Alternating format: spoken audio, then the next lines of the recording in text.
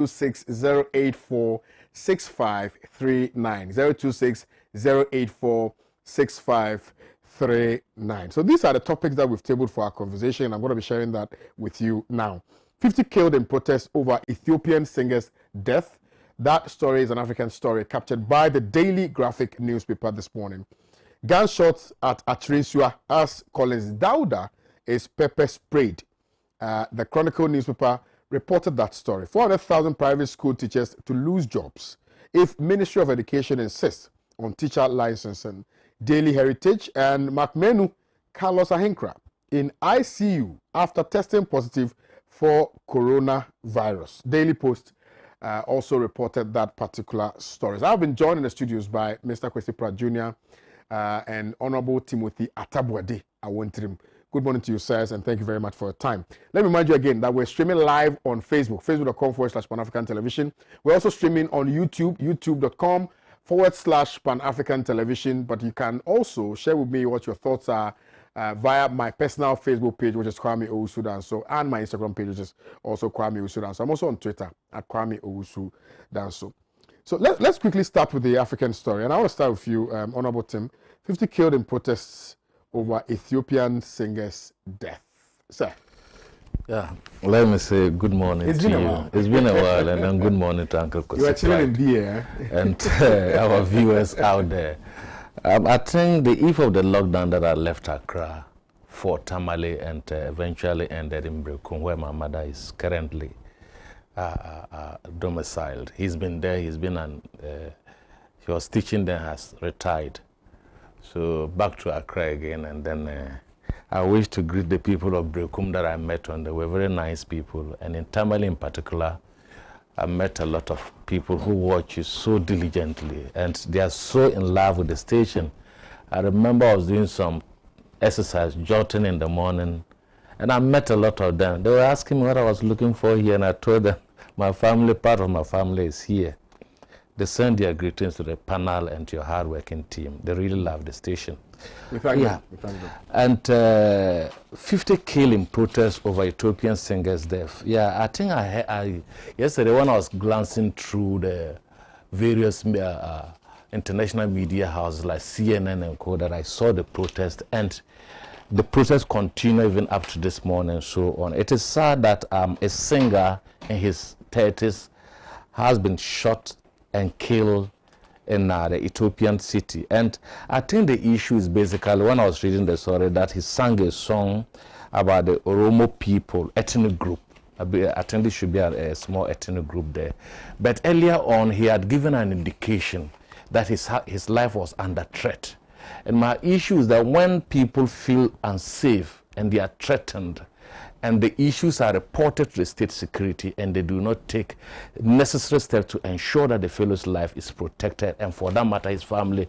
Remember that the protest is now, it has even led to the killing of 50 people and the destruction of public property.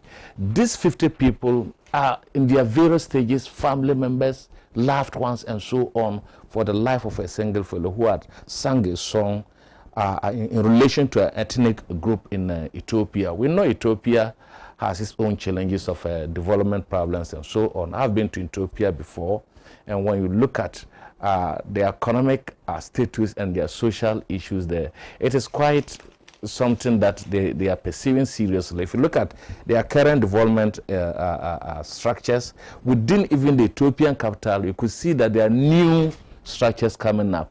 Despite the fact it has been an old city, and where the AU capital is as we talk today. So I believe that the government forces in Ethiopia and the government itself should take an interest and to ensure that all those people who have been killed must be accounted for, and the appropriate law sanctions evoked on the careless shooting of these people.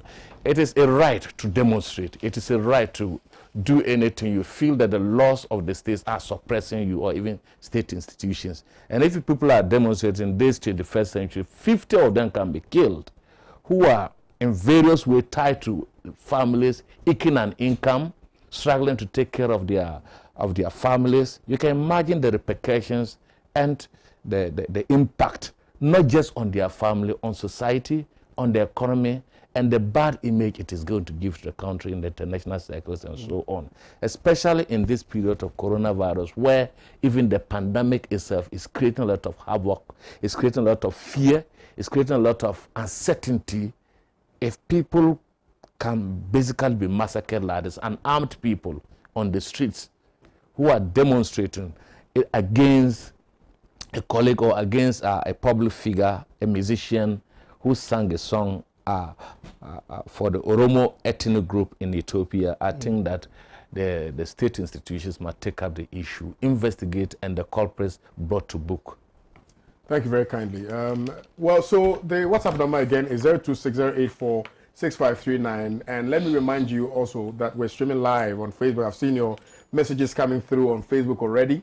I'm also doing a watch party on my Facebook page, so you can equally watch it on my Facebook page, which is Kwame Owusu Danso, and send your views and comments there. I'll read them here for you this morning. Mr. Pratt, please, let's hear from you. Well, Kwame, first of all, I want to extend our heartfelt condolences to the family of Sir John Owusu Danso, the New Patriotic Party, and all his numerous friends. I mean, this was an ex-General Secretary of the New Patriotic Party, extraordinary flamboyant, and somebody who, in spite of his public reputation, actually lived above the party lines. And he had many friends in all the political parties. And one thing we can say about him for sure is that he was a gentleman who loved his country intensely. I got to know Sir John as a student when he was a student at the University of Ghana. And I've been in touch with him until about a month ago when I visited him. There's no doubt that he intensely loved his country and also made every effort possible to live above partisan considerations.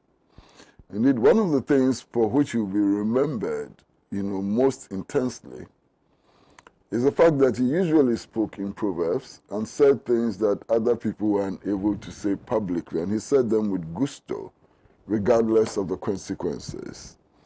And he'll be remembered for his saying that politicians should fear delegates rather than fear ghosts, and so on. The last primary of the New Patriotic Party appears to confirm that. We are waiting for the arrangements which will be announced, and all of us will pay our respects to this gentleman, this gentleman from Ondo in the Ashanti region, who I respect greatly and who became one of my closest friends, throughout his life. May his soul rest in peace.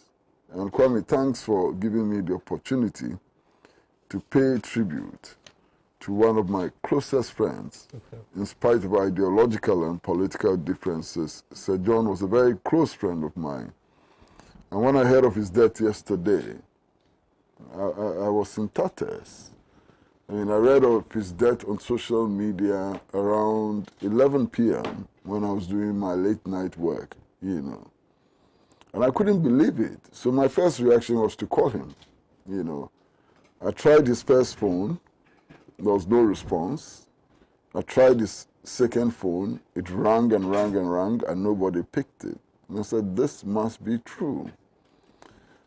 It's so painful to lose somebody like Sir John, in spite of his abrasiveness, and he was very abrasive sometimes. He deserves, commendation for what he has contributed to Ghanaian politics, in spite of his abrasiveness. Now to the Ethiopian story, and I do hope that many of the political activists in Ghana, and when I talk about political activists, I actually include leaders of the political parties, prominent people in our society, will follow what is happening in Ethiopia. Since yesterday, 50 dead bodies have been counted. 50 dead bodies have been counted. Now, what happened? A musician, popular musician, who is identified with an ethnic group in Ethiopia, has been killed. I'm sure that as of now, nobody knows who killed him. But this has sparked intense protest, not just in Ethiopia, but across the world. Indeed, yesterday, a group of about 100 people attempted to pull down the statue of Emperor Haile Selassie. And the ethnic clashes in Ethiopia itself, nationwide ethnic clashes, have led to 50 people dead. 50 people dead. This morning as I was driving to the studio, I listened to the British Broadcasting Corporation and other international networks. And the reports we are getting is that the armed forces and the police are unable to control the violence. It's gotten out of hand, especially in the capital, Addis Ababa.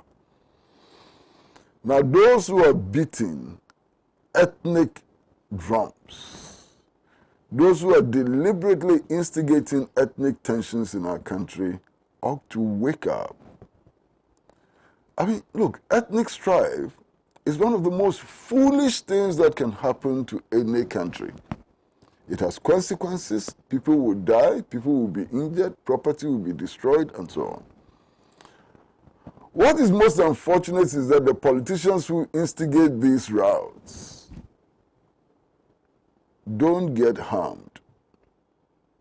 When the routes start, they are guided by policemen. The state takes care of them. Their property is protected. It is ordinary people who die.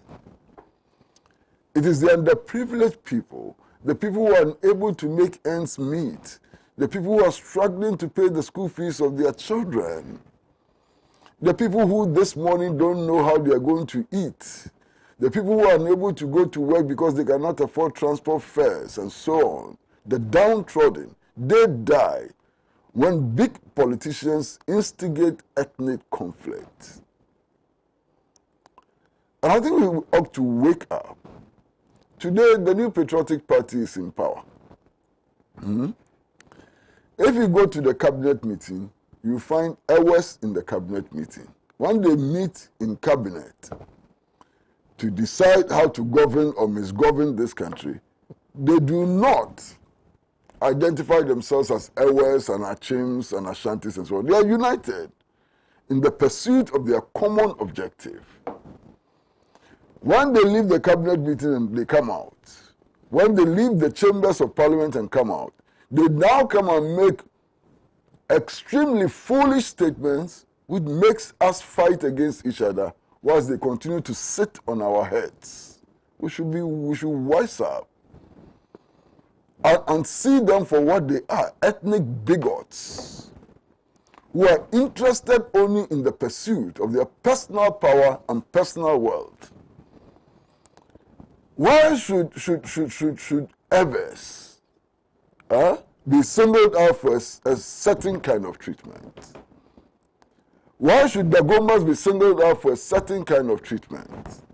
Why should the people of Nzima be singled out for a certain kind of treatment?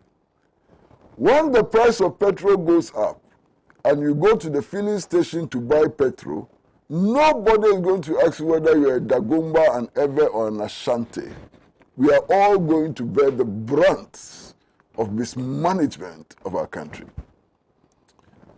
When the value of the cedi drops, it affects the Dagati, it affects the Fafra, it affects the Gadangbe, it affects the Fanti, it affects everybody. You understand? We are in the midst of coronavirus. The Ghana Medical Association is complaining that there are not enough PPEs. There's this lady pastor who sent the news to the intensive care unit of Kolebu or the emergency unit of Kolebu and discovered that there were no sanitizers. If there are no sanitizers in the emergency care unit of the Kolebu Teaching Hospital, does it matter whether you are Ewe or Ga or Dagari? Does it matter?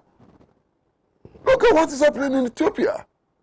50 people dead in a matter of 24 hours.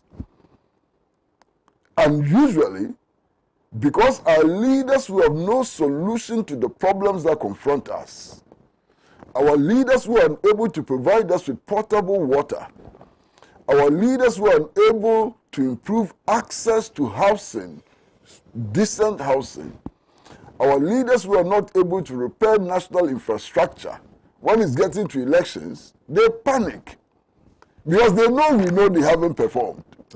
And the only way they think that they can maintain our loyalty is to appeal to our base instinct. I am Achim, I am Ashanti, I am this, I am that. Who cares where you come from? Does it matter to me whether you are a Ga or you are a Fanti? It doesn't. What should matter is whether or not you'll be able to solve the concrete problems that confront all of us as Ghanaians. What matters is whether the frequent interruptions of electricity supply, which we suffer here in Pan-African television. I mean, if I tell you how much money we are spending on generators, you won't believe it. Young stations like this and so on. We want a solution to that, and we don't care. We don't care whether you are Chim, Nzema, Dagari, or whatever. And in fact, we should resolve not to kill ourselves for these incompetent politicians, incompetent, selfish, greedy, and useless politicians who are not able to resolve the problems that confront us. We should unite as one people, as Ghanaians, as Africans, and as citizens of the world, and ensure that this world is able to banish poverty, that this world is able to deal with the different diseases that threaten us, that this world is able to deal with the environmental catastrophe which is waiting to happen. That is what should concern us, not tribes and the foolishness of our politicians. Thank you, Mr. Pratt. If you just joined us, you're watching the newspaper review segment here on Pan-African television, and you just realized my voice has dropped because I was listening to the sense that is emanating from the submission, and we all need to take a cue from it. George Vinay is sending out his love to Jacob K. Nlanleo, facility manager at Olam, Ghana, and also a happy birthday to Martin Okechukwu, communications consultant for Olam GH. And Adam Fupa Media, you're also broadcasting this for us in Paris. We thank you very much. Let's move on and look at the other issues. Gunshots at Atresua as Collins Dauda is pepper sprayed. The Chronicle newspaper reported that story. Honorable Tim, let me start with you. Yes. I think, Kwame, like Kwesi said, this country is confronted with a lot of challenges. And normally, when it's coming to elections, politicians tend to take knee-jerk attitude towards what they should have done in 3-4 years. And when they find out that the people in their quest to see the good governance is not seeing it, and they see that the next election, within a twinkle of an eye, they are going to lose power. Power for which they've not even used it judiciously for the satisfaction of people who queued over the years and voted them to power. This is what happened. Why must blood flow in an attempt for a registration exercise to take place? Why must someone lose the ribs or the limbs and so on? Some 2 other people too were shot in addition to that. A senior politician like Collins Dauda was pepper sprayed. What it meant was that the fellow who orchestrated and implemented the pepper spray machine had a well-rehearsed agenda and was preparing to do it and perfectly executed it. Why would you put pepper spray in your pocket from the house to a police station center and cautiously look for the one that is targeted to go and spray? For what purpose on earth? What is the crime? We do no more respect our senior politicians and senior citizens of this country because of political, what do you call it? political satisfaction to satisfy other people. And remember that some of these people, they do these things because there are other people watching them who has asked them, when you go, do A, B, C, D. Yesterday, I received a call from one of these polling stations in Accra, I think around Denta. And the guy who went there is an electoral commission worker, was telling me that when he got there, he found out that there were 2 plainclothes people, but he identified them that they were invisible forces who had come there. What were their functions? No one knew. So he quickly called the police officers there, and they came and dispersed them. Now, when you put this thing, look at what happened at Ayawaso. Common by-election. Someone has been shot in the thigh, is lying down. Someone with a family. Blood flew, the guns were, bullets were flying like we're in a battlefield. To add insults to injuries, after the president set up the committee, and the committee brought out their findings, a simple whitewash paint was used to whitewash and cancel the whole thing, wasting all of us our time and our resources. Specific reference to the Asutifi South incidents. How can a party organizer, the one whom the blood is flowing, unless he's a party organizer called one Musa Isaka, and the same time, the NADMO director in the Asutifi district. So what he was doing was simply to protect his job. And look at the way we have been on this voter register up to today. Only for it to start, and we are start. This is just the incipient stage, the beginning of it, that we are seeing the blood flowing. Can we imagine what is going to go on? And we are beginning to get reports of other stations where even the massing up of people, the complete disregard for the social distancing and the protocols that we've carved for ourselves in terms of the COVID-19 is much more dangerous than even what has happened. And the explosion probably after the electoral roll is over is going to be very disastrous. Look at what is happening. Like Kwesi gave a beautiful tribute to his friend Sir John. Currently, we are hearing that other people of government officers are in intensive care and so on. We will not know what will happen in the next hour and so on. Blood is flowing because some people have made the election do or die, and they must win because they've performed so abysmally. And the only thing they can do to win this election is to let people go to polling stations and suppress votes and push people whom they think that will vote for them there. If not for these issues, why should it happen? Why should an NPP organizer who doubles as a district officer, in fact a public officer for the people of this country, NADMO, go to do such an embarrassing thing? Why would someone have a well-rehearsed agenda with pepper in his pocket to go and spray a public officer just because of this exercise? It means that these people do this because they are backed. They've been the political party is backing them. And normally the interesting thing is that after they do this, the government of the day awards them by giving them some position, so other people in the political line also learn from them.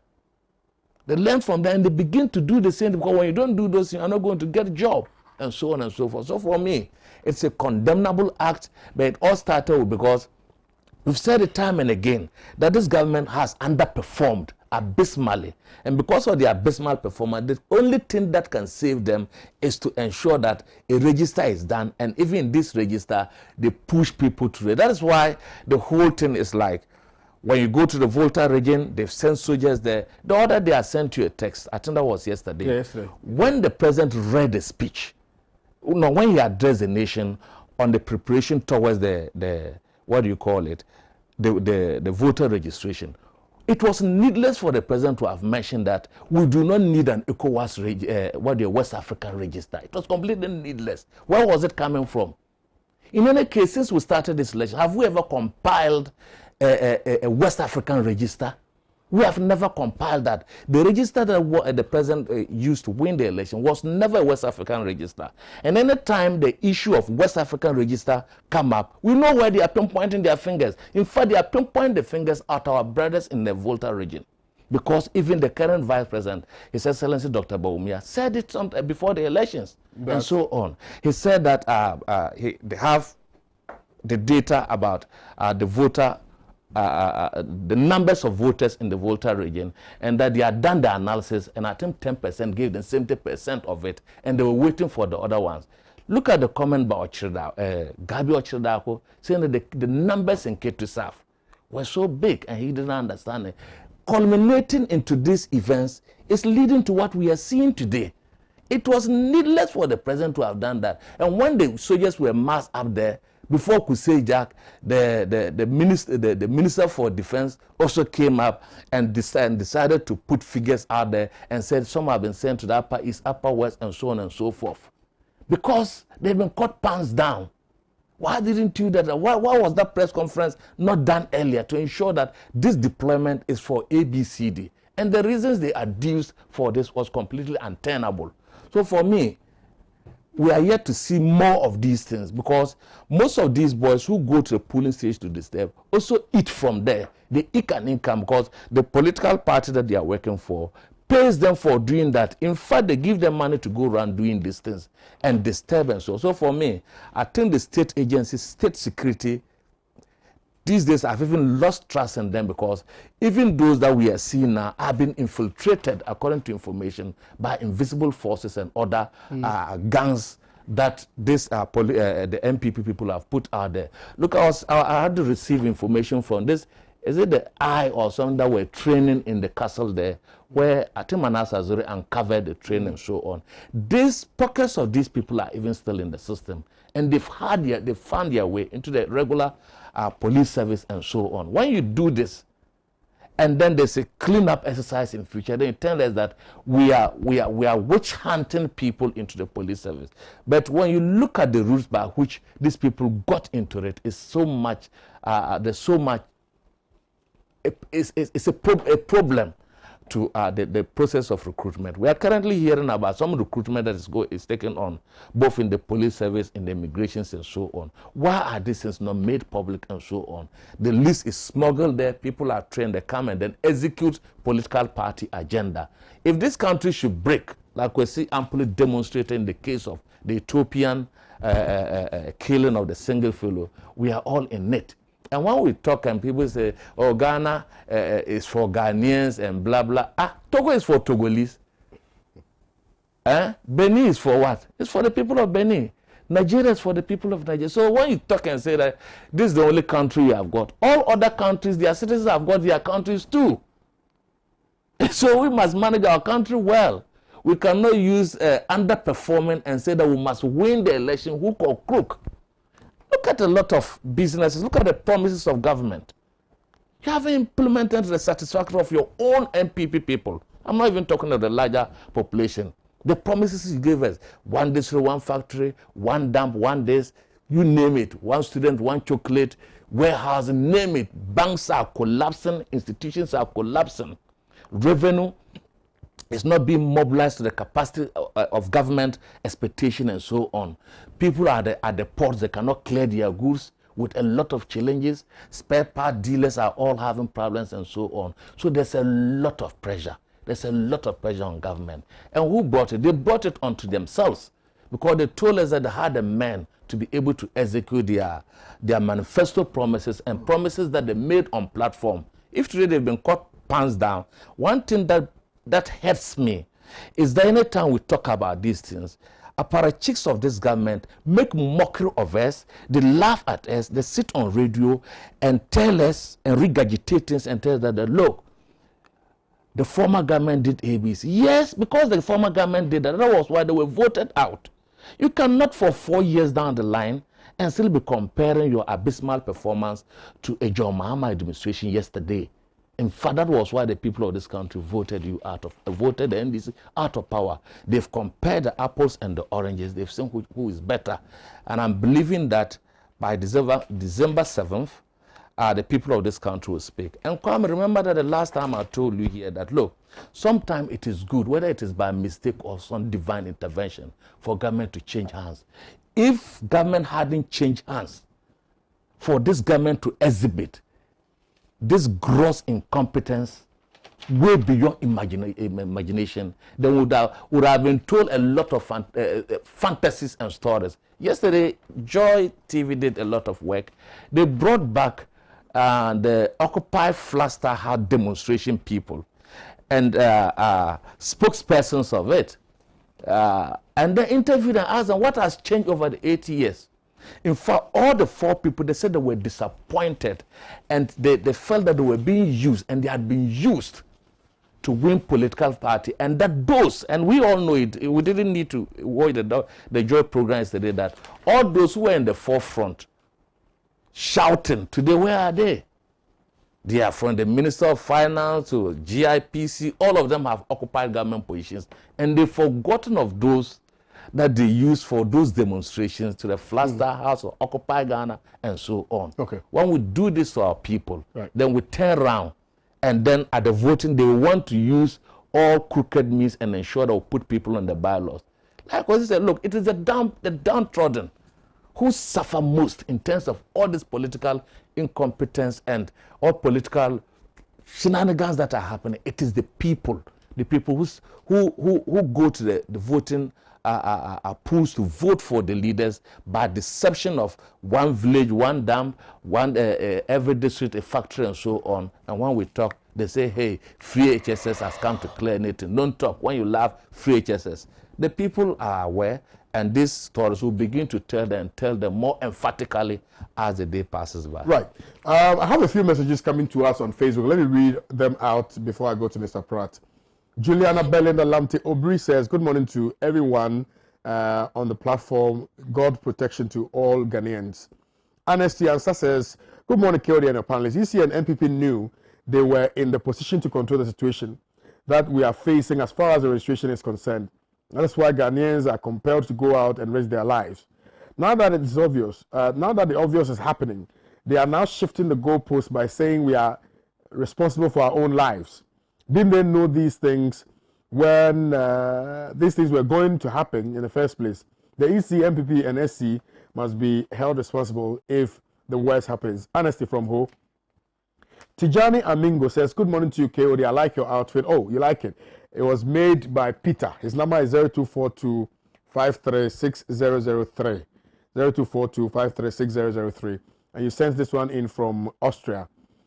Adam Fopa Radio obviously says, good morning to you. Our greetings to all the panelists. A special one to our mentor, Mr. Kwesi Pratt, Adam Fopa Media in Paris. Sent in this one. Mark Nunn says, where is Owusu Bempa? He didn't see this one coming, eh? Ahmed says, this is time. It's time Ghanaians should rise up to defend Mother Ghana. Ramabo, whole drill, I hope I got it right. Drill your, oh my goodness. Elizabeth Owusu says, Nanado has failed Ghanaians big time. King Kong says, he's a member of the Tamale Central NDC serial callers. Uncle Kwesi, you have said it all. I wish this, our family and friends president, should be listening to your brilliant submission this morning. The leadership in Ethiopia is just a similar one to the leadership of the current one in Ghana. They value wealth more than the lives of the people they are governing. And you say, good morning to Tamale Central Chairman FK. Roxanne Jakado says, Roxanne, you're from Pig Farm here in Accra. Says, good morning to you, Kwame, and your honorable panelists. This intimidating plans against the Awontirim is not going to work. Stop them from coming out in their numbers to register massively.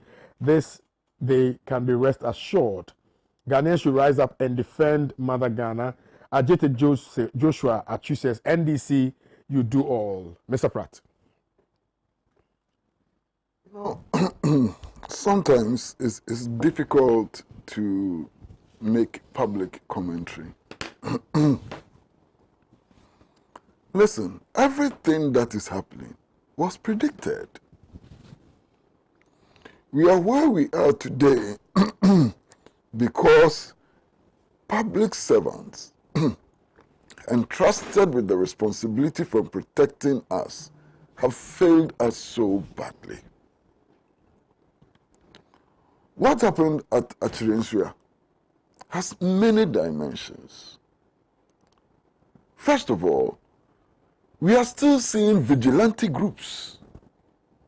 If you read the story by the Chronicle, vigilante groups were operating at the registration center, macho men and so on. And what they were doing largely was to prevent qualified Ghanaians from registering.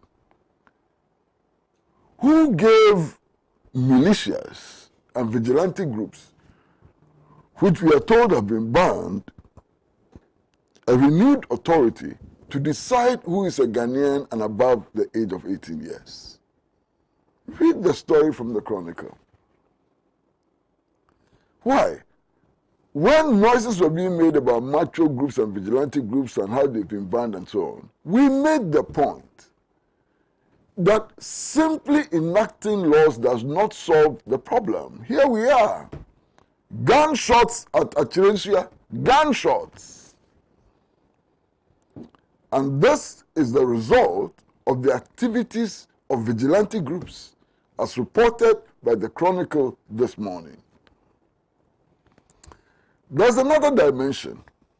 You know, last week, I was horrified to note that the head of the National Disaster Management Organization has been appointed to spearhead the Ashanti Region branch of the MPP in the registration exercise. And I said, NADMO, I thought it was an apolitical organization.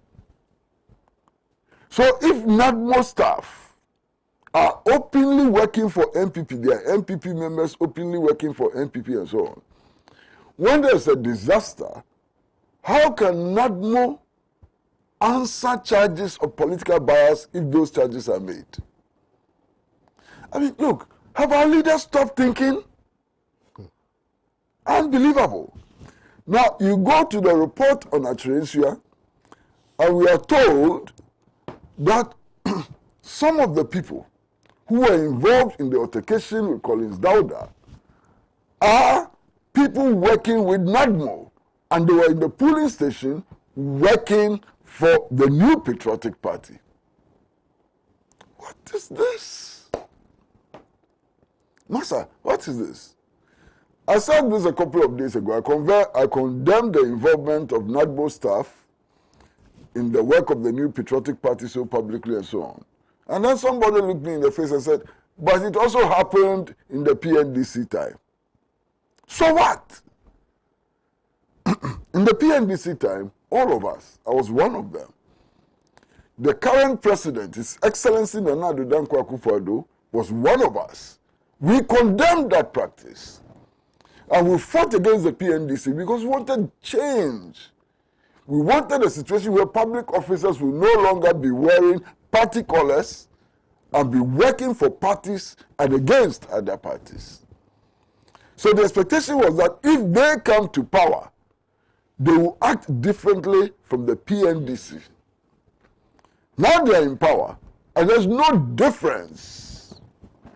There's no difference. NADMO people are working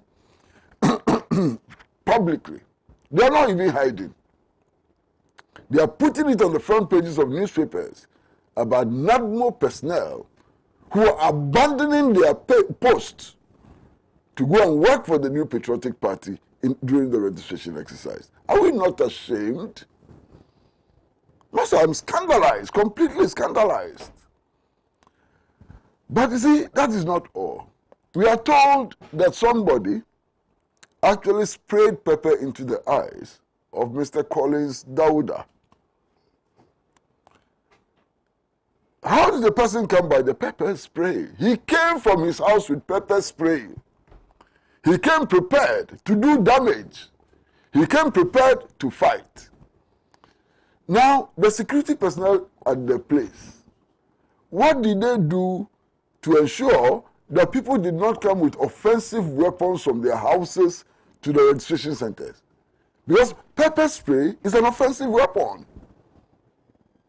These people came from their houses fully armed to come and fight. What did the security services do about it? Now we are told that up to 5 people have been injured in Achirensua alone. Are we not worried? That is not all. Pan-African Television, the station on which we are sitting, sent a crew to go and monitor the registration exercise.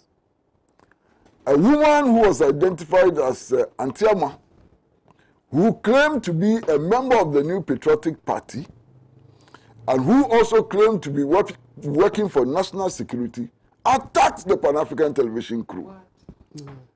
She actually wanted to destroy our camera, and she slapped the cameraman. What is happening? This impunity. National security. They say she claimed that, and it's on video. It's on video, it's on tape. It's on video, it's on tape, it's recorded.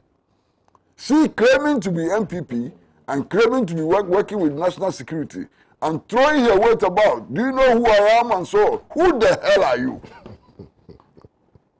You understand? And this is happening in the registration exercise. And I'm completely scandalized. All of us sounded a note of warning that in the midst of COVID-19, it does not make sense to compile a new voters register. We spoke and spoke and spoke. We spoke and warned that it is extremely reckless to be conducting this exercise in a COVID-19 era, especially when all the political parties agree that the old voters register is credible. Yeah. Indeed, when officials of the Electoral Commission had given assurances that the old voters register was credible. Today, do you know what is happening? The United Nations has spoken. The United Nations has spoken on our registration exercise. Page 4 of the Ghanaian Times of today.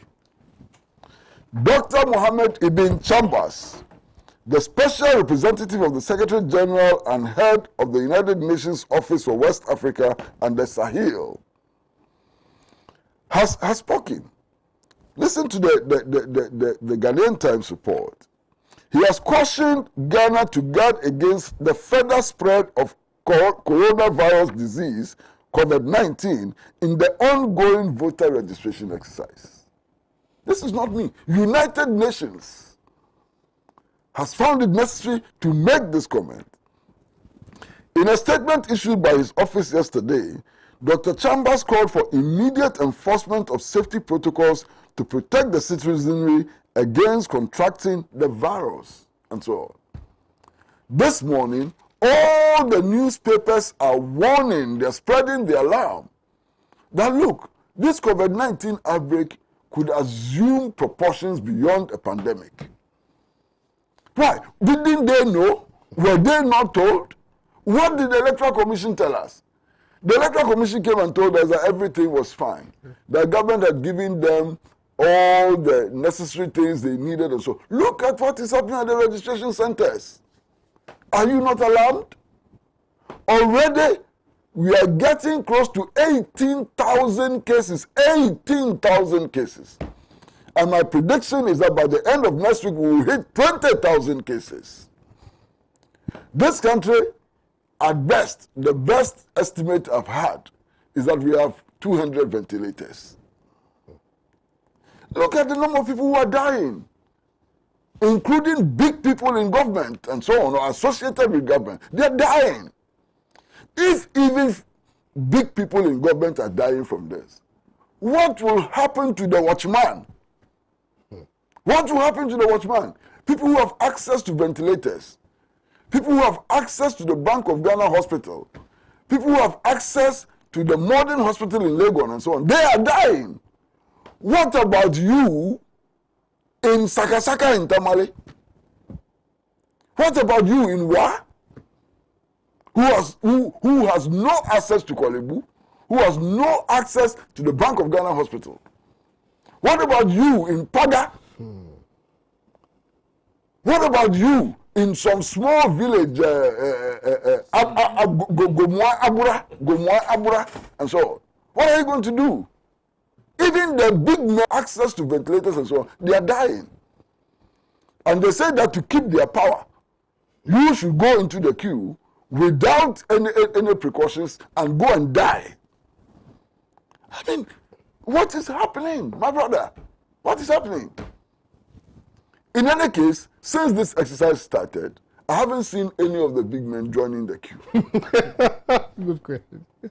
Have you seen any of the big men joining the queue? They don't join the queue. Again, it is the common people who are being asked to go and join the queue to go and die. What is this? What was the abiding necessity for us to have a new voters register at this point? What was the need? Just to satisfy the egos of people? And people are going to die? By the time we finish this registration exercise, we will all see the number of infections, if they will report correctly, if they will not hide the figures.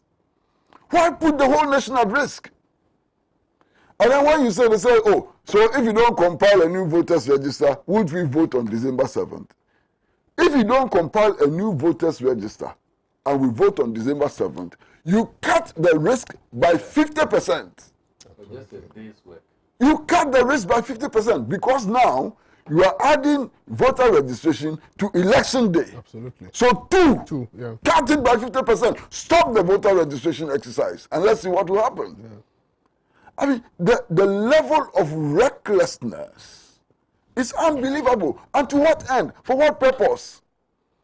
I keep repeating what Mr. Peter McMahon said.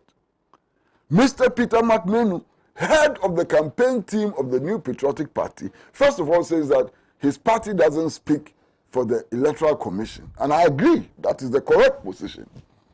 And then he tells us that with or without a new voters register, the MPP is capable of winning free, credible, and fair elections. So if you are capable of winning free, credible, and fair elections, my goodness, why do you impose this on us? Yesterday, I saw the videos. I nearly cried. Old women in Accra, old women, very old women. All of you saw the videos. Old women, no social distancing and so on. And we know that old people are more vulnerable. The Electoral Commission told us that people like me and those older than me and so on, they don't have to join the queue. They can go to the district offices of the commission in order to be registered and so on. Master, for 2 days, I'm looking for the district office of the Electoral Commission in Ayawaso West Wogon. I can't find it. Ask the staff of Pan-African Television. We can't find it for 3 days. So what is this? What is this? The day the exercise started, I didn't know where to go. So I decided to go to the regular polling station where I vote in Kwabena. I went there, nothing was happening. There was nothing there. So I kept searching. So eventually I went to one of my friends who is a leading member of the New Patriotic Party and said, maybe you know. He said, I don't know. So he picked his phone, made a couple of calls, and then we're told that the Musuku area will start next week.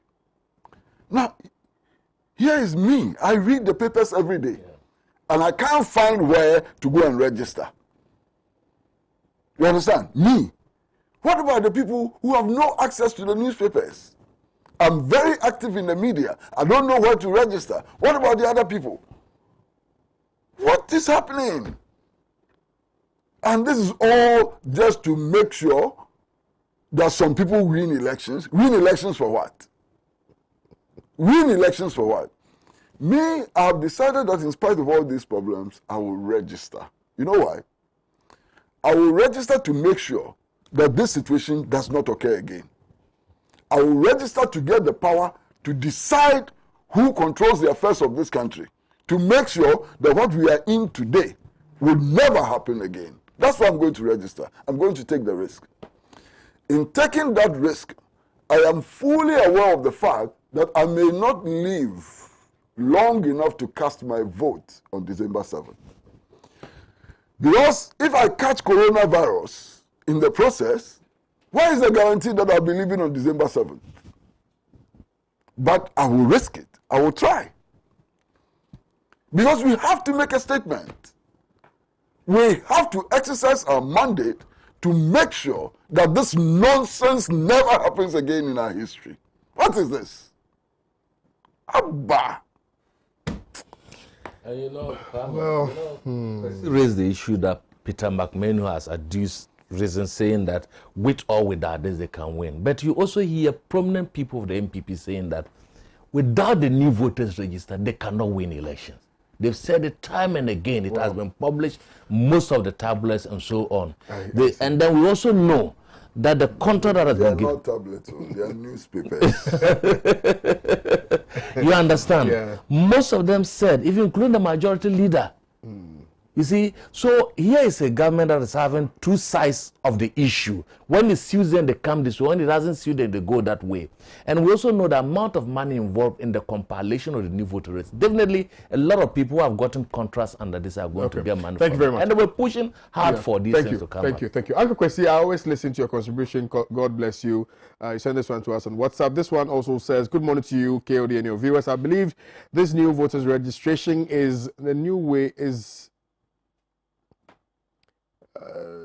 okay, dangerously controlling Ghana's population with COVID-19. Why this? Okay, well, I don't get it. This one you sent pictures. I don't know why. Mr. Host, again, I'm sounding serious warning.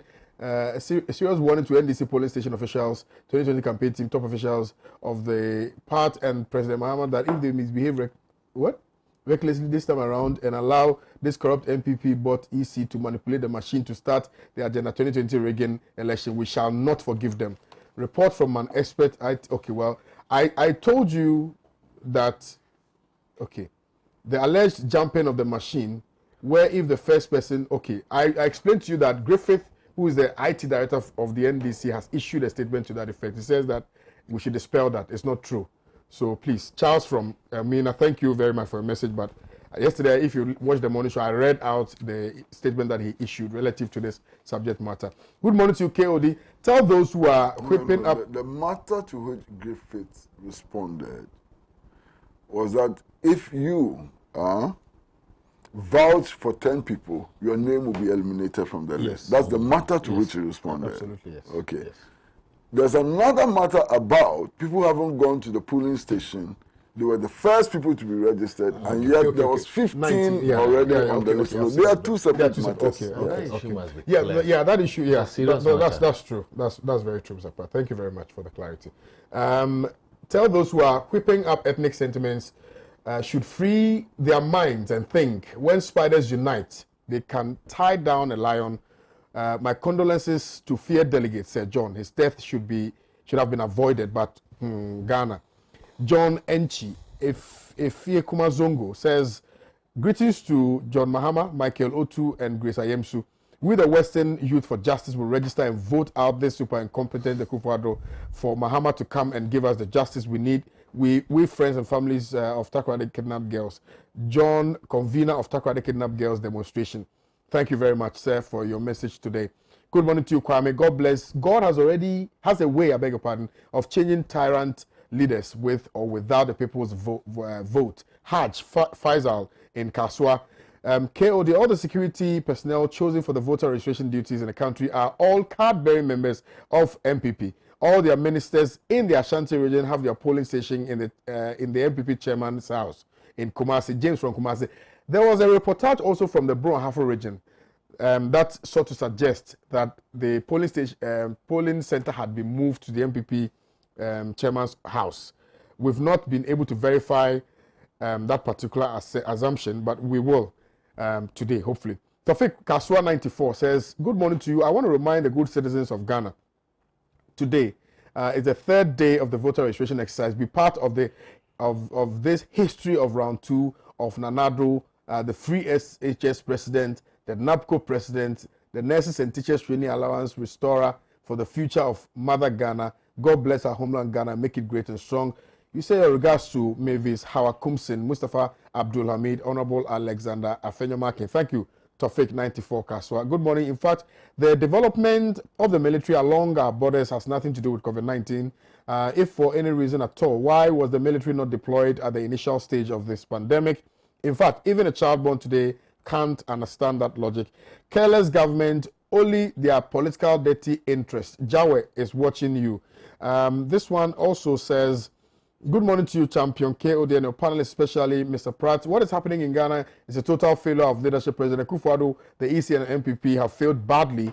All they care about is how to massage a voter register that will enhance their chances of retaining the presidency in the upcoming elections. Thank you very kindly for your message this morning. Let's now move on and discuss a rather very disturbing story which has to do with coronavirus. And I think we touched on it briefly, but we didn't really deal with the issue. Mr. Peter McMenu Carlos Ahenkra in ICU after testing positive for coronavirus. Tim. I think we touched on the issues of coronavirus. Yesterday, when I was watching CNN, I think in California, the spread of the coronavirus has taken them again by surprise. So they are beginning to do another lockdown again and so on. And most people, most areas across the world.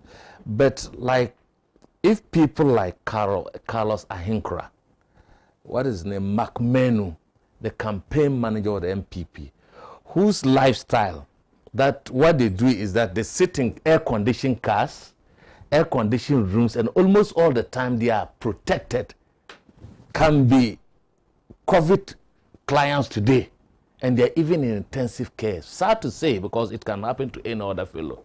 But when you don't juxtapose this with the flamboyant lifestyle of these politicians as against the downtrodden, the Zumalayan worker, we, all of us that come into contact because of our daily lifestyle to eke an income for ourselves, then you cannot get the seriousness of it.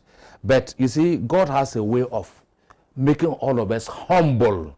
Those who thought that they were immune and they were superstars in terms of this pandemic have now been humble, and humility has taken the place. I listened to Dr. Robert Redfield, the CDC, of the United States. If you live into even the World Health Organization, our boss, Dr. Tedros Ghebreyesus, including the Chief Justice of the United States, all what is coming from them is that the pandemic, if for nothing at all, it has humbled us, and humility has taken place. Now, they've been rushed to areas where they can quickly get treatment. Like Kwesi said, the estimated number of ventilators that are there.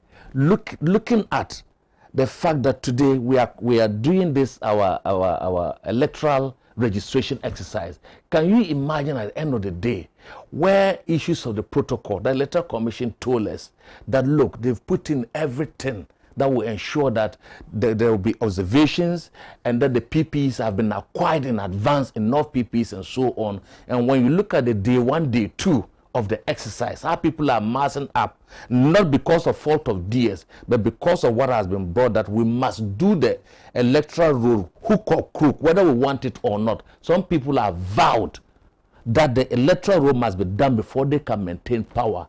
And those in the helms of affairs today have been sent there, who have even got access to even be sent to very sophisticated hospitals in this country, are lying there.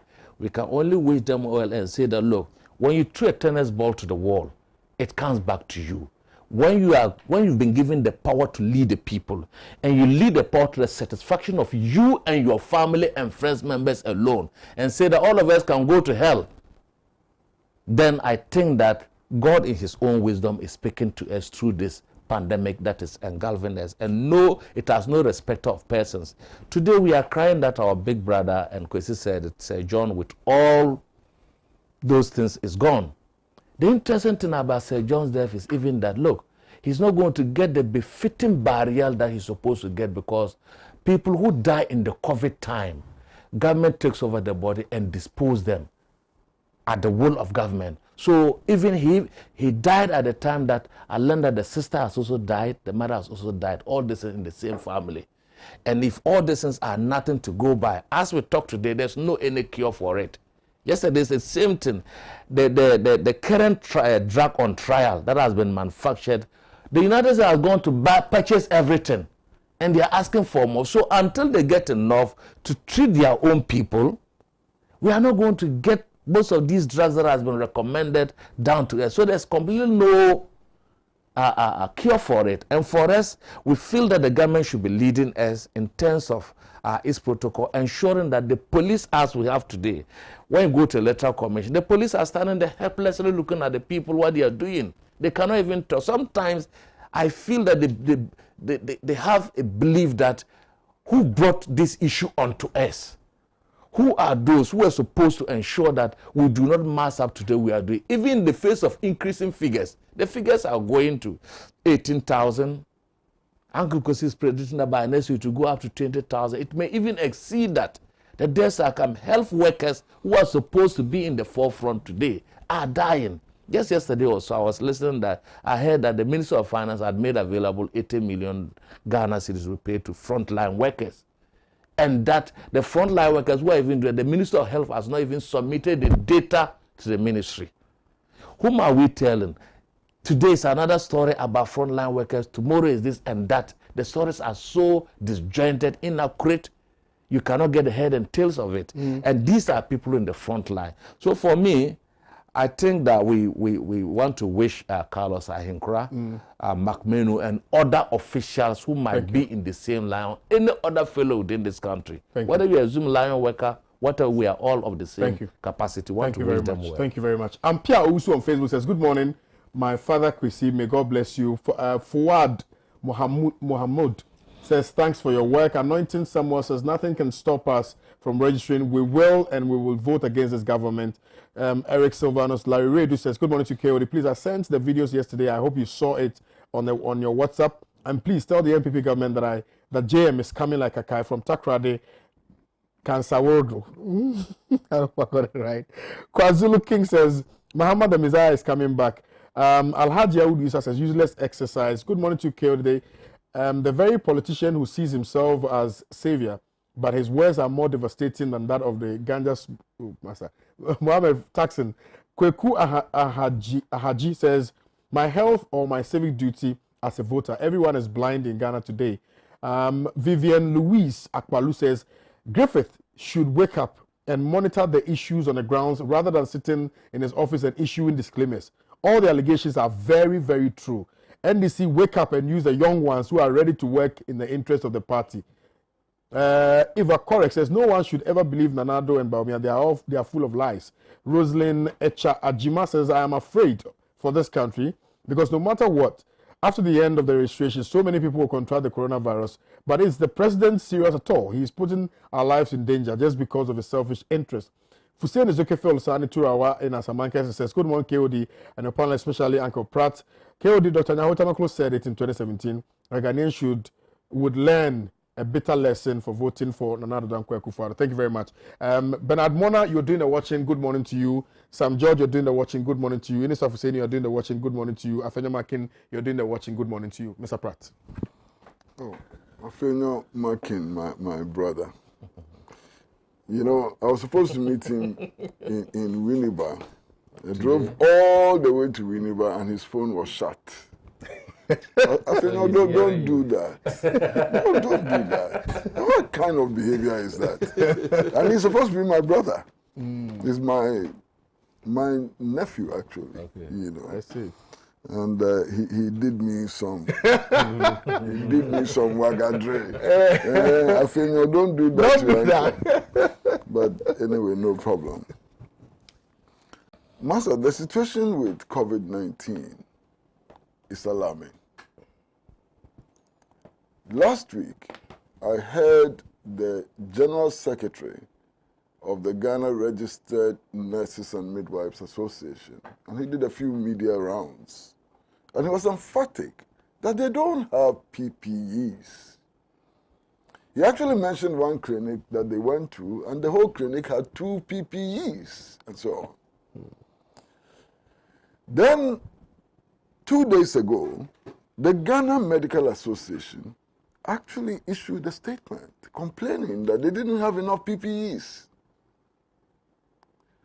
If the Ghana Registered Nurses and Midwives Association speaks on the matter, and the Ghana Medical Association speaks on the matter like this, who am I? I can't add anything. I simply cannot add anything. Look, about 3 weeks ago, there was this priestess,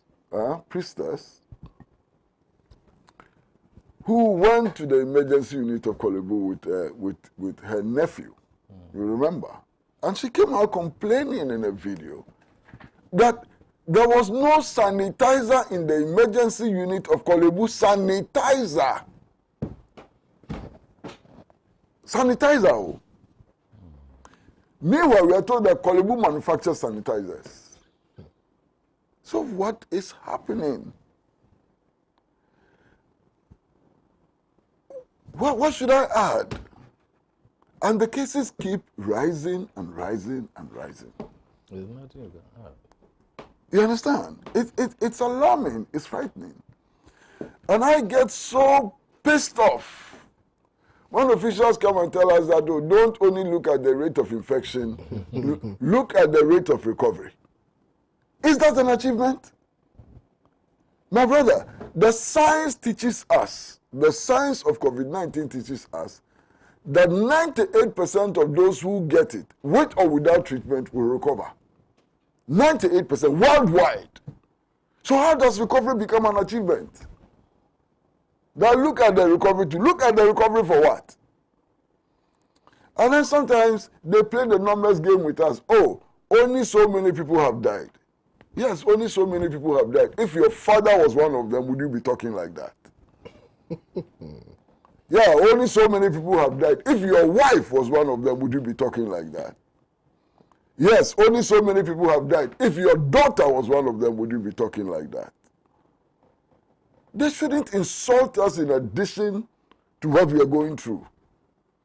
Only so many people have died. So what? We are supposed to be happy that only 90 people have died. Life. Even one person, if it is possible, should not die. So this is about recovery and the rate of death as well. They should save it. Tell that story, as the cliche goes, to the Marines, not us. I am deeply worried about this situation. Look, only recently on Peace FM, there was a news item, and it died very quickly, and I was so surprised that it died very quickly, of a gentleman who was sent to one of the hospitals and had COVID-19 symptoms and so on. Nobody wanted to touch him because nurses and doctors are also human beings.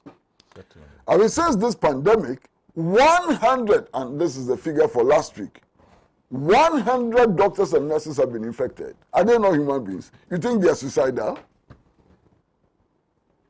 And yet we were told that PPEs were being made available to electoral commission staff. In this situation, PPEs don't go to hospitals, they don't go to clinics, they go to electoral commission staff. Is there a justification for that? I am very, very deeply worried. You understand? And then there's some myth. There's some myth which I think needs to be broken very quickly. Most of the time you hear them say that, oh, as for COVID-19, it's no respecter of persons. It is not true. COVID-19 is a respecter of persons. Check the statistics in the United States and check the statistics here. The vast majority of those who are being affected are the underprivileged people. COVID-19 makes a distinction. Yes, it is true, Prince Charles got it. It is true that some prime minister got it. It is true that health ministers have gotten it and so on. But if you look at the figures, COVID-19 discriminates against underprivileged people. Underprivileged people are the worst hit by COVID-19. Perhaps, okay, I won't say that. I was going to say something, I won't say it. I was going to say something, I won't say it, because it will be misunderstood. So I won't say it. Look, this disease is getting out of hand and can get out of hand, and we better wake up. If we had not been in a hurry to ease the lockdown, perhaps we would not be facing this situation. Absolutely. You understand? Yeah. And a lot of times you hear people comparing Ghana to Nigeria and some other countries, and I'm wondering, why are we not comparing ourselves to the best? Take a country like Mauritius. They had less than 200 infections. They locked down the country for 4 months. Today, there's not a single case of coronavirus in Mauritius. Not one. They haven't had a recorded case in the last 3 weeks. That is the example we should be looking at. The other thing they say, which is also most annoying, is that, oh, as for the disease, it has come to stay, so we should learn to live with it. You don't live with coronavirus. You die with coronavirus. So don't come and tell me to live with it. Live with it? What do you mean, live with it? Why? We need to fight the disease. And because I cannot fight the disease alone, because he cannot fight the disease alone, because you cannot fight the disease alone, that is why we have governments. You understand? We have governments so that they can collect all of our resources and ensure that there's a collective action in order to defeat a pandemic like coronavirus. Don't come and tell me to live with the disease. I don't want to live with the disease. And it is not sensible to live with the disease. The only sensible thing to do is to fight the disease and not live with it. Well, thank you very much, Mr. Pratt. Yes, please. You know, one thing we've not touched, Sir John, may he so rest in peace, was the CEO. Can you mind the number of people that would have come in contact with Sir John? Can you mind the number of people, Carlos Ahinkra, and then the McMahon would have... I think we should not overemphasize that, because there have been instances where people have been reported in the newspapers to have caught COVID-19, and it turned out not to be true. So I'll be very cautious. Absolutely, that's okay. I was just trying to caution so that this their contact tracing and whatnot, if they could up the game to ensure that people would have come into contact. But like Kwesi has question, we would not go by that caution. I think we should respect that. Yeah. Abude, all that be that president, he know the care for the Ghanaian. Richard Akwesi Pilato says, go to heaven or hell and continue. Oh, God. Jojo Nyalemegbe, watching you live from the U.S., Louisville. If you are compiling a new voters register, how do you then put the registration center into clusters? Same Cool says, good morning to you, Mr. Host. Is it true that there will not be transfer of votes this year? If that is true, what happens to the JHS 3 teachers who are out of the region but who want to vote? KwaZulu King says the Akufo-Addo now values new voters register than Ghanaian lives. MPP never, ever again. Aaron Johnson Pakpo says, I'm disappointed in President Akufo-Addo. Kwame Ahaji says, fear not, my sister. Responding to somebody on the platform. All right. Kwame Owusu says, this government never thinks about the Ghanaian. We should stand up and vote them out. Maxwell Yenkug says, Mr. Pratt, God bless you positively. Hawa Ogede, you are watching. Good morning to you, Hawa. John Eleblu, wear the nose masks, please. Nowadays, I cannot watch programs that have hosts and not wearing nose masks. I hear you, sir. I will do that. James Sowa says, Mr. Pratt, may you live long. Adam Kwashi says, I follow Mr. Pratt to every station he goes. You are my godfather. Mutala Imam Bastain says, this is what happens if you vote with your stomachs instead of your heads. Juliana Belinda Lamte Obri says, you dig a pit, you fall in karma. Nana Kojo Braco says, all I can see is the Spirit of God has left this country since the president came into office. Zach Slim says, well-meaning Ghanaians have done their part. People like Uncle Pratt and co. have fought and gave all their warnings, but people will be paid with their own coin. Koshi Badohu says the number of recovery is part of the deception. A pharmacologist from KCCR spoke on Joy News, and his explanation is that the people described as recoveries are actually discharged because they still have the virus, but there is a new study that suggests that carriers who are asymptomatic for 2 weeks may not be able to spread the virus. Koshi Badohu sent in this one. Nuhu Abdul Hamid says, KOD, I salute you. Many thanks to Mr. Pratt. Dada Nuhu. Mutala Imam says, voting for thieves is a real problem for country's development. And that's why Clef Danso is watching. I need to go, but let me read a few of the messages that have come through. Joel from Gulf City here says, I hope the people of Ashanti region will prove to Akufo-Addo that they cannot be taken for granted anymore by voting massively against him. This one is from Akuba in Elembele. Anyanase says, KOD, good morning to you. Kindly tell the president to give me my genuine hard work and sweat pension pay from First Allied Savings and Loans to pay my hospital bills, electricity, rent, and other social responsibilities. The president has made me so impoverished. Thank you, KOD. Well, it's a big issue we're all grappling with. This one also says, Beatis Live from Nadolo Kaliu says, good morning to you. Taking part in the voter registration is a national duty, without which one will not be able to take part in the communal labor project to remove this corrupt, tyrant, underperforming and insensitive government out of office. Okay, thank you very much for your message. Mark.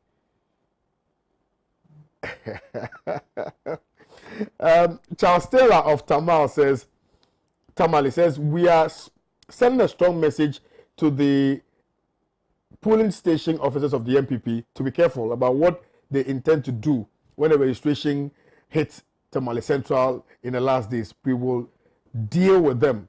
Okay. Hey, please don't deal with them. Please, don't deal with them.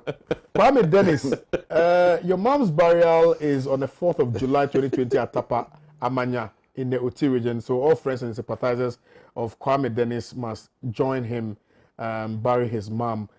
KOD, the security personnel chosen for the voter registration duties in the country are all card-bearing members of the MPP. Okay, I think, James, you sent this one in via Facebook. I've read it already. My time is up. But if we can just use one minute to touch on the last topic, if it's possible. 400,000 private school teachers to lose jobs. If Ministry of Education insists on teacher training. Mr. Pratt, respectfully. Kwame. Yes, sir. This is another of the crazy things that we are doing in this country. People have gone through teacher training, state-run teacher training institutions. They have sat examinations and passed as qualified teachers. And you insist that they should go and do another examination. What does that mean? Does that mean that the examinations they did were not proper? And as a result, this country, which is already short of teachers, is going to lose 40,000 teachers. 400,000. 400,000 teachers. 400,000 teachers. I mean, what is happening to us? Why have we stopped thinking? Why have we stopped thinking? You train the people in schools. They have passed examinations. They've been satisfied through the examinations as qualified to teach. And you say you should go and do another examination, otherwise we will not allow you to teach at a time when you have a shortage of teachers. We are very smart people. This country is full of smart people, especially those in leadership. Happy birthday once more to Jacob K. and Lanleo, facility manager at Olam, Ghana. And happy birthday to Martin Okechukwu, the communication consultant. This one is coming from George Vinay Yosen, who works here at Pan-African Television. A special one to you. And Musa Abatwa in Kumasi, good morning to you. Also to Dipku Ishmael, Wow Traffic. You've sent your message as well. I won't be able to read it, so I'm just saying hello to you. Honorable. Yeah, just a minute. Yes, I think Kwesi has said it all. But you know the interesting thing, these are even the private sector schools. That the 400,000, if they are made to write an essential exam, that they are going to lose them. Interestingly, these private schools, normally, let's take it that those who are not properly pass the exam, they are the people that the private schools employ. And they do a lot of work from the rural areas down to even to the cities. Coupled with the fact that most people even lost their job during this banking crisis and so on. If this 400,000, in fact, the government set up the NAPCO because of the fact that there were a lot of unemployment. The private schools will collapse. You understand? If they lose 400,000 teachers, how can they survive? They'll collapse. Beyond that, even government revenue from this, more than that, it's unheard of. So most of these things should be stopped because, like I said, we've all gone to school, passed our exams. Most of them from training college, they even went to the university, training education institutions and so on. And they come and then you tell them they must write essential exams. You know, some of these exams, the way they are conducted, not that you are not brilliant, Sometimes you go in the exam with a different pressure, mood the pressure, altogether. you see, that's the thing. You have your family, you go, and then probably your family disturb you. And then there's also an issue perhaps we must look at later, which has to do with private schools still charging parents full school fees, even though their kids are home. For 1 year olds and 2 year olds and things like that. It's quite stressful. Uncle Pratt, this is my message, my last message for today, because I think it's very inspiring. This person says, Uncle Pratt, I decided not to ever go out to register. But after listening to you, I will go and register and make sure this nonsense does not occur in Ghana ever again. God bless you. God bless you, wise man. Okay, right. I wish I get your number, not money, but for wise counsel. Oga Dutch from KEEA. Oga Dutch, thank you very much. And I think that this message will also send some strong, if you will, encouragement to anybody out there who has decided to go and register, to also go out and register. My name is Kwame Owusu Danso. Big thank you to Mr. Pratt. Thank you to Honorable Tim for your time today. And thank you very kindly to you, the viewer out there, for watching today's edition of Good Morning Africa show. Without you, we couldn't have brought to you this wonderful show. I'll see you guys tomorrow. It's going to be a very wonderful one as well. Honorable Idi Fuseni, Bernard Mona, and Sabo will be here. We'll have a ball. Have a nice day. Salute.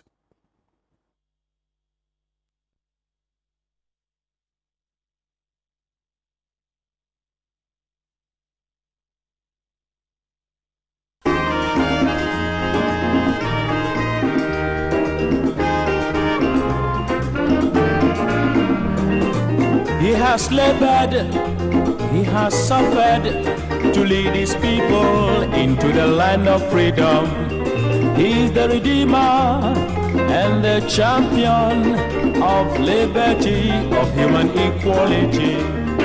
Let's salute him, fellow Ghanaians, the nation's founder, Sergeant Kwame Nkrumah. May God bless him, Ghana showboy, Africa's great song, Sergeant Dr. Nkrumah.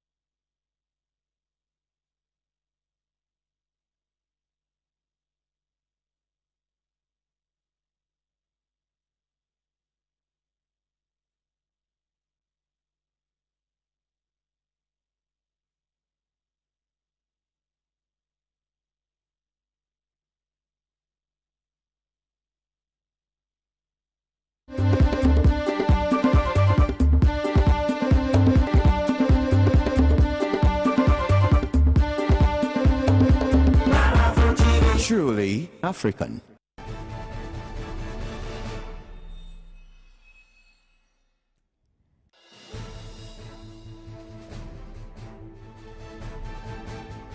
Iferu.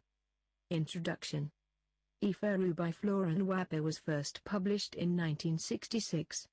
It was the first book written by a Nigerian female writer. The story revolves around Iferu, an Igbo woman. She lives in a very small village in colonial West Africa. Right from the beginning to the end of the story, she wishes to be a mother, although she is involved in business, with her independent views. The novel very skillfully illustrates the Igbo culture, and as a result it has been considered as one of the most important feminist and cultural work. Plot summary. The story revolves around the protagonist and the central character Iferu. The story is set in West African rural community. Iferu is a very beautiful woman. She is very strong and free-minded woman. Nwashikajin, her father, is a hero and leader of their tribe. As the story progresses, she falls in love with a poor farmer called Adizua. Eventually, she elopes with her lover. This act upsets her people because Adizua had not performed the traditional wine carrying and did not pay her bride price. She supports her husband financially and is very loyal to him, which makes her mother-in-law and aunt by marriage very fond of her. At this point, she accepts to be helped around her house by a young girl named Ojia in order to help her parents who are in financial difficulty. However, Adizua soon abandons Iferu and their daughter Argonim as his own father has done in past. After her daughter dies, Iferu discovers that he has married another woman and had a child with her. Her in-laws try to convince her to stay with him, that is remain in waiting in their marital house. Iferu then tries to look for him, but after failing, she leaves his house and goes back to the house of her father who receives her happily as she can care for him better than others. Iferu then meets Gilbert, an educated man in her age group. He asks to marry her and follows traditions by visiting her father, and she accepts. The first year of their marriage is a happy one. However, Iferu is not able to conceive any children, so this begins to cause trouble. She is later chosen by the goddess of the lake, Uamiri, to be one of her worshippers, Uamiri being known to offer her worshippers wealth and beauty but few children. Iferu's second marriage eventually also fails as her husband mistreats her in favor of his second and third wives.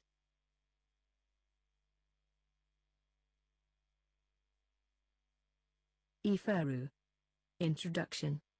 Iferu by Flora Nwape was first published in 1966. It was the first.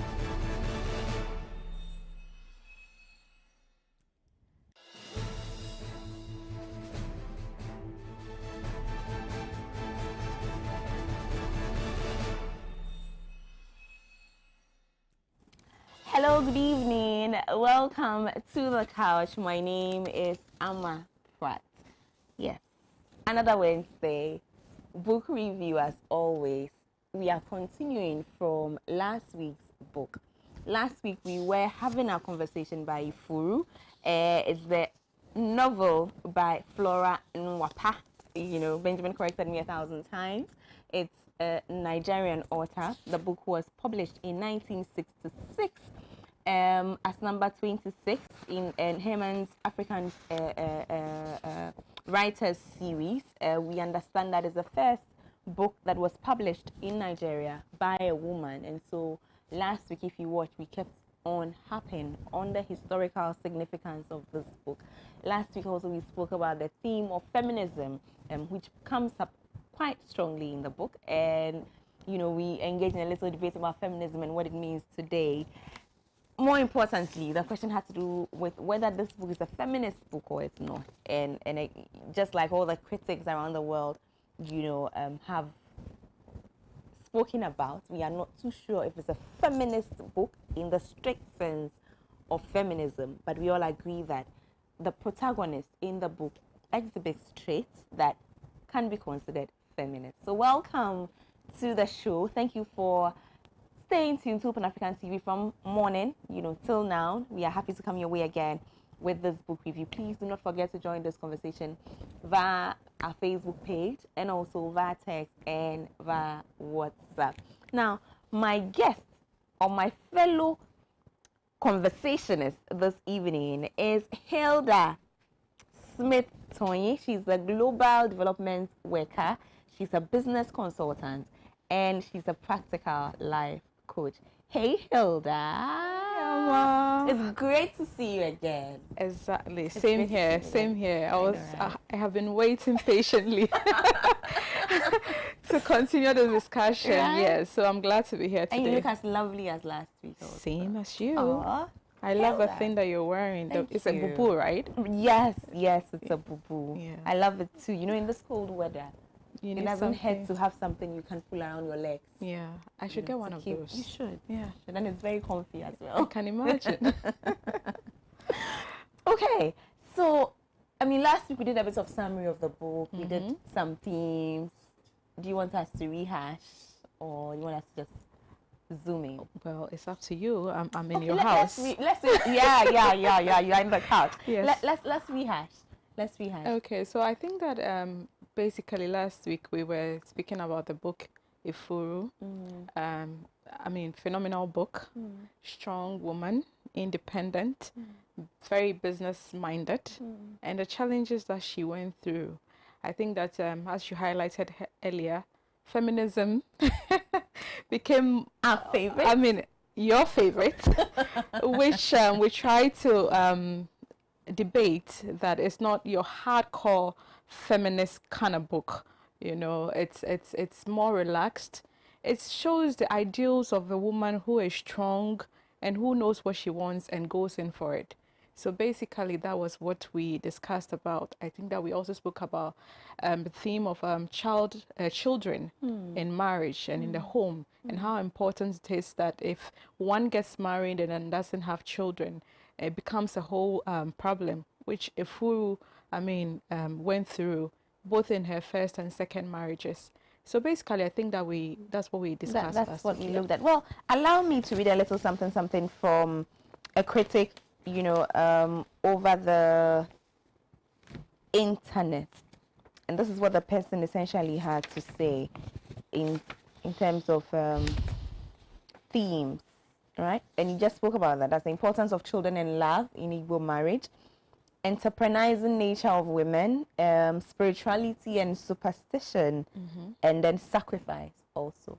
Yeah. Any catches any of these themes? Okay. I like the theme of sacrifice.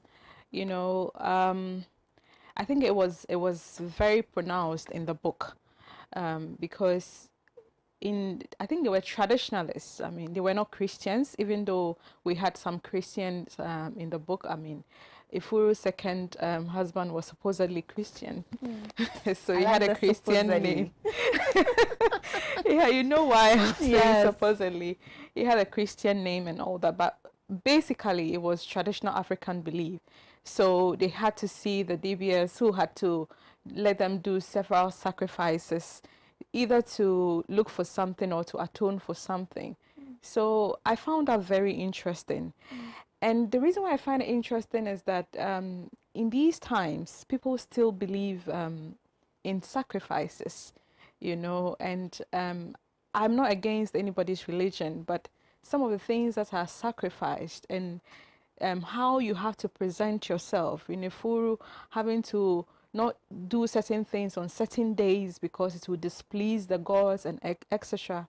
I find out that people still do those things in these times, you know. And even if you have to juxtapose it to the Christian religion, yes, sometimes we also offer certain sacrifices, not in terms of sheep, goats, and fowls, because I think that those days they really had to, let the animals suffer. But I mean, now, we do that mostly in our giving, you know, and all that. So basically, sacrifice, I found that very interesting. And the belief, you know, the way they held on to the whole sacrifice bit. What I found very interesting about the sacrifice also is the fact that most of these people claimed they were poor, but yet they were able to afford, you know, if you look at shillings, and it doesn't mean much now, but I'm sure in 1966 it was a lot of money and people generally could not afford. But they still managed to get a few hens and chickens slaughtered here and there. And that's I found that people hold certain things dear. And so long as you believe in something, you try as much as possible to sort of give attention and pay homage to that thing. To that thing. I totally agree with everything you're saying, because yes, indeed, it's a big part of the book, you know, superstition and sacrifice and all these things. But I would also want to look at sacrifice in terms of what